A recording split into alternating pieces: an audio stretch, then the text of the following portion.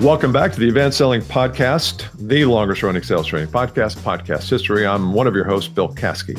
Host number 2, Bryan Neal here. We are 19 years into this project, or as we say in Canada, project.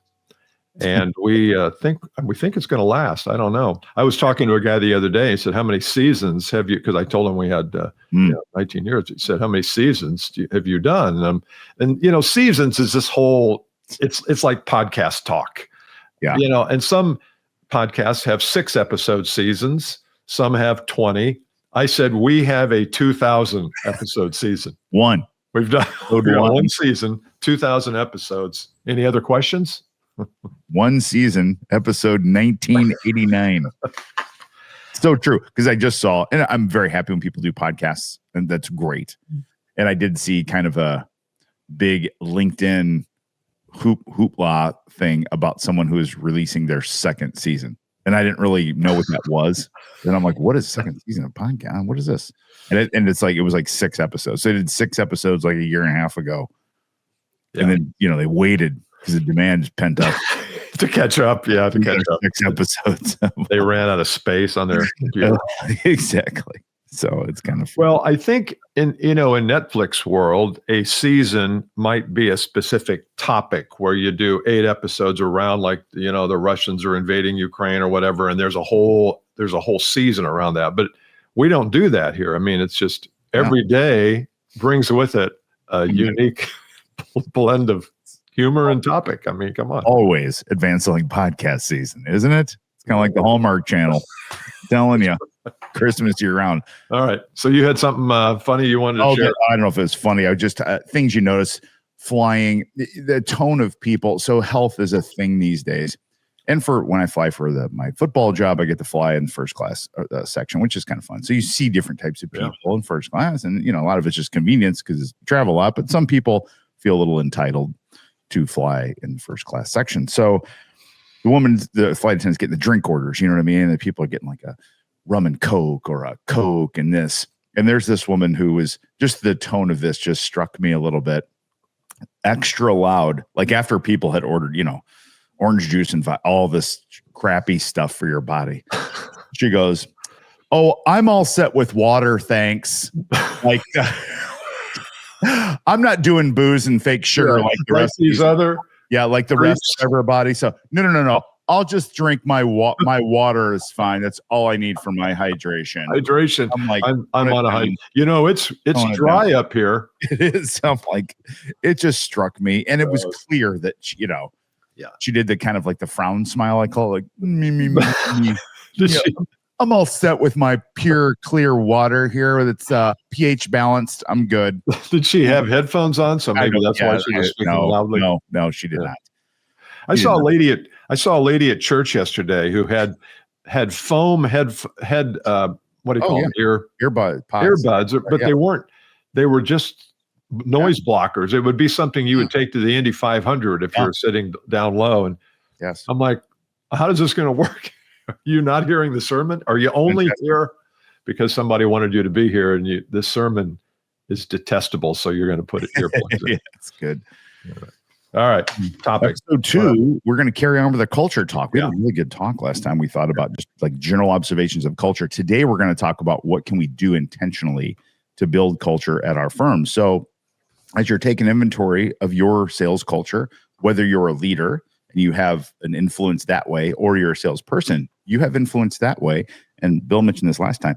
Excuse me. You also have your personal culture. We want to give you some more tactical things, some tippy sorts of things to do with culture to influence it. Yeah. So you want to go first? I'll do first because I kind of mentioned it off the cuff last episode.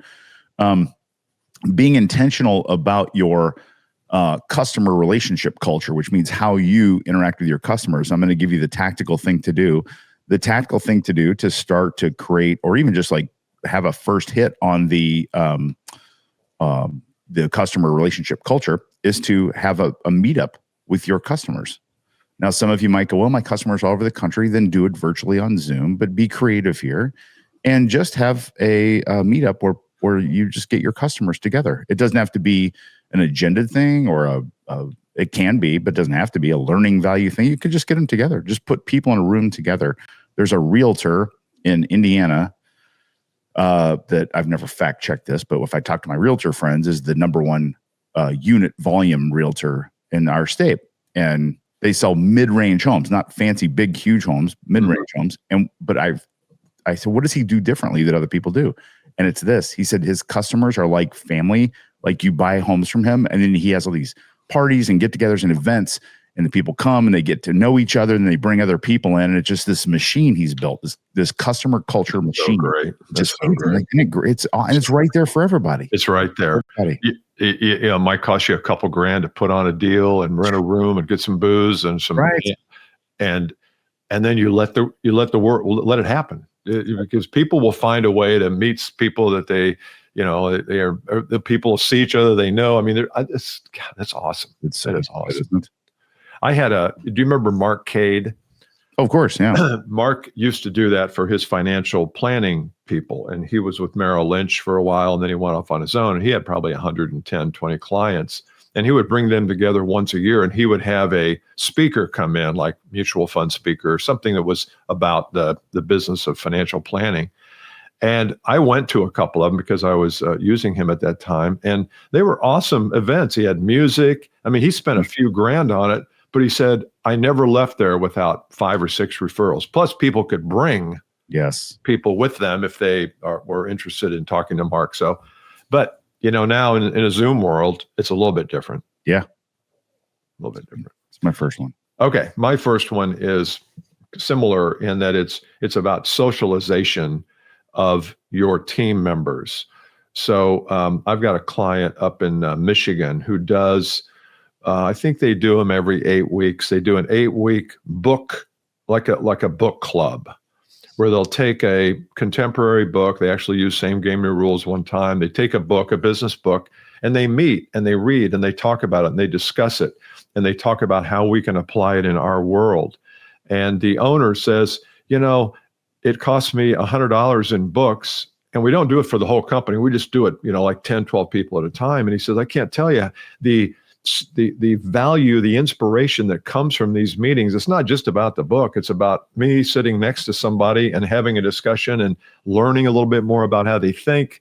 He said, it's just been invaluable. So that's a way that you can socialize internally. Bryan's talking about your customers. I'm talking about just internally, and get some groups together, do some work like that. That's awesome. And again, keep in mind, we talk about this. It's not the company's job to do this. You can do this. You could you have to wait for your manager, get permission, or be like, well, with them to buy the books. They wouldn't buy the books for us. You don't do that.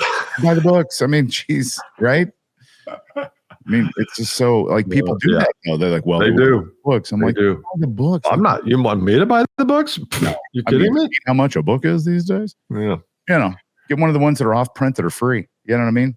Download the U.S. Constitution. Read that. I've got that on my phone. That's probably a good start. So you could also do this for customers too. Maybe you have a group of customers who are all in a certain niche, and you buy a book in that niche and you discuss it. And maybe even the author, probably unless he's Joe Rogan or something, he might even say, yeah, I'll come and visit with your group for an hour. And now you've got somebody who's special. But yeah, books or any kind of study group, I think, might be useful. It's super, super awesome. Okay, this is one that's a suggestion, one of our tools, and it sounds a little cheesy, but when you do this, it's an interesting thing. We call it a team brag session. And it's one of the best things to uplift culture because it's not because what you think. Team brag session is just you got your sales team. You've got 12 people on your sales team. You're going to have a sales meeting. We're doing a team brag session, which means everybody has to use a specific brag on somebody else.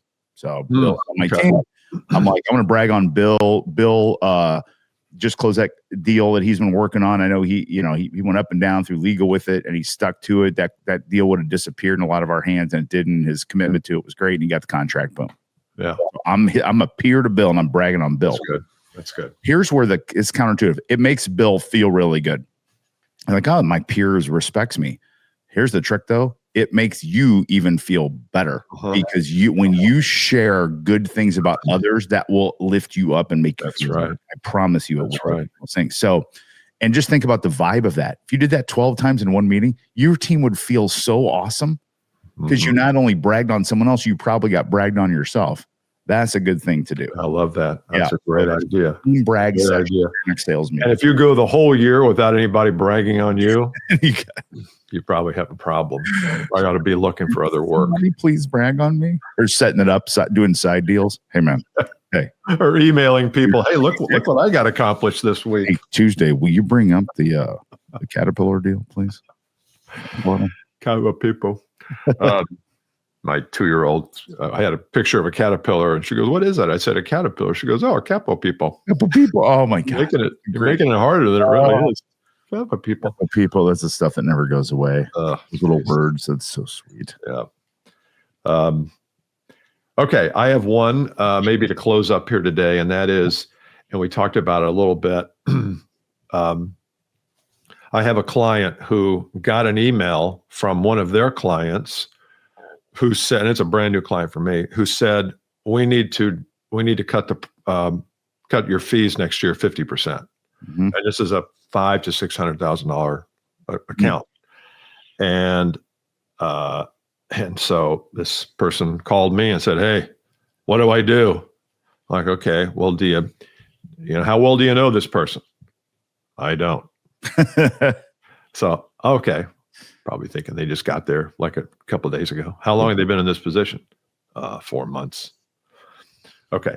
So that to me is a cultural thing. You might say, well, no, that's just they were unaware or they were afraid. Okay, they were afraid, but culturally, we don't allow that to happen. When someone new comes into an organization that we have a large stake in and we're a big client of ours, we like jump to the gun. We get on a plane and we freaking go. Yep. That's a cultural thing. We will not, we are preemptive and proactive. So we don't allow these things to fester and to eventually one day get this email. Yep. And so we worked with it a little bit, and she wanted to send a proposal, she wanted to have a slide with some proposals or some options. I'm like, no, just talk to the dude. Just say, look, fall on your own sword. Say, I should have been calling you 4 months ago. And for that, I'm sorry. But, tell me a little bit about what drives this. And they eventually got to where it wasn't going to be 50%. It was going to be less. And he was okay if the work product was less. So from a profit standpoint, it might even be better for the client. But the point there is not that. The point is the culture didn't allow or permit that person to get on a plane and go see that new person. That's so, yes. That's really good. We see that all the time. The culture of like cost containment culture versus not thinking of thinking past the spend. Plane that's a lot of time out of the office. One of my pet peeves is the whole selling time culture. Oh, God. I don't want to take away from your selling time. They're wasting so much time. We waste so much time. I'm telling you, don't do the selling culture. That's laziness. That's just laziness. It's odd. It's fake. My 6-year-old has a Little League game 6 of 30, and I can't miss that. Right. I can't travel. Right. Okay. Think you might catch another one sometime? 6 of 30. See, you're not even deep in the season yet, but he's playing up. Even know you're not there. He's 6. He's on the 8U team. They pulled him up. I mean, he's really, he's playing 7 and under. Really good. Sorry, I can't help myself. You don't want your kid playing up. You want your kid playing down so he looks better. Okay. If you got little kids, you don't want your kid playing up. Keep them playing down so they're better. So they kick everybody's ass. And then anyway, sorry. That's a parent thing, though. I know. Parent loves saying, "Oh, he's playing up." But he's 5. He's playing in 10 and under. Okay, well, I bet he's good. Play up. You should play down. You should always play down to be better, especially when you're a little kid. Anyway, well, you don't play down. You play where you belong. Yeah. Yes. But not up. Anyway. Okay. So anyway, just, sometimes I think we think of culture, like we said last time, as something physical you can look at. Culture is, how urgent are we? How much do we say, oh, it's worth a $2,000 plane ticket in a hotel to go out and see somebody who's spending $500,000 a year with us, and we're generating 25% gross margin? I mean, we can't justify $1,000, a couple of grand. No. But man, if you live in that cost control culture, then you won't spend that, and it'll end up costing you millions. So true. Over the years. I'm out of juice. All right. Good job today. If you have not checked out the Insider, we're going to be doing next week a quick episode preambling what we're going to be talking about on November 7th. So if you haven't checked it out yet, go to advancedsellingpodcast.com/insider. It's got the rest of the year, which is almost done. But then into next year, I've got the topics up there. Love to have you a part of that. It's we meet monthly for an hour and 15 minutes, and there's also stuff in between. So love to have you there. Everybody should be there, as we always say. All right. See you next time. Bye.